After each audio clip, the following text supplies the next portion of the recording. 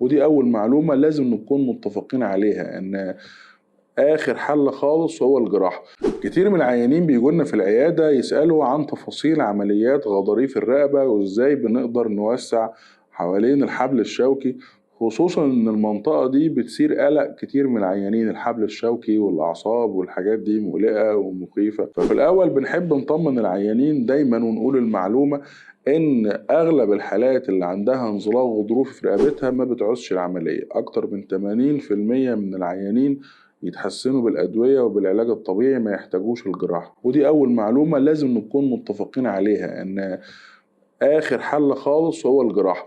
ففي الغالب لو أنت بتتفرج على الفيديو ده وعندك غضروف في رقبتك، في الغالب أنت مش محتاج العملية، إلا لو أنت من ال20% اللي هم ما تحسنوش لا على الأدوية ولا على العلاج الطبيعي. طيب النسبة القليلة اللي بتعوز العملية، بنعمل العملية ازاي؟ الحبل الشوكي بندخله يا اما من ورا، ان احنا نوسع حوالين القناة العصبية من ورا ونستأصل الجزء العظمي اللي موجود في العمود الفقري من ورا اللي هو اسمه اللامنة او الصفائح الفقرية، ونستأصل اي حاجة ضاغطة على الاعصاب من ورا. يا اما بندخل من قدام ما بين الفقرات ونستأصل الغضروف اللي ما بينهم ونركب قفص كربوني، وده وظيفته ان هو يحافظ على ارتفاع الفقرات ويفتح المسافة أكتر بين الفقرات علشان العصب يبقى مرتاح جوه الفورامين أو جوه المسار بتاعه.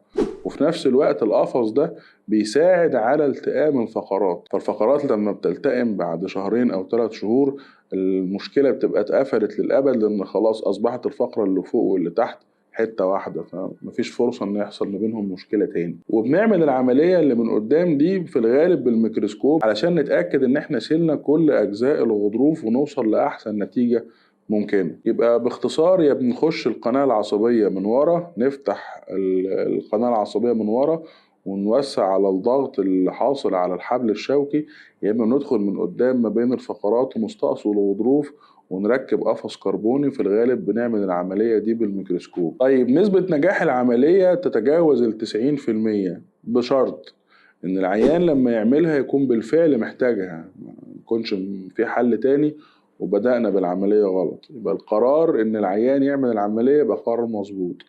تاني حاجة إن اللي يعمل له العملية دكتور عظام أو دكتور عمود فقري متخصص عشان يبقى عنده خبرة كافية. يعني أنا معرفش أعمل عملية قيصرية، معرفش، في حين إن زميلي دكتور النساء الأصغر مني ب8 سنين أو ب9 سنين شاطر جدا ويعرف يعملها. وكل دكتور متخصص في مجاله عشان العيان ياخد أفضل خدمة ممكنة. لكن نسب نجاح العملية العالمية تتجاوز 90%، فبطمنكم ما بقتش العملية مقلقة خالص زي زمان. وكفاية كده على الفيديو ده.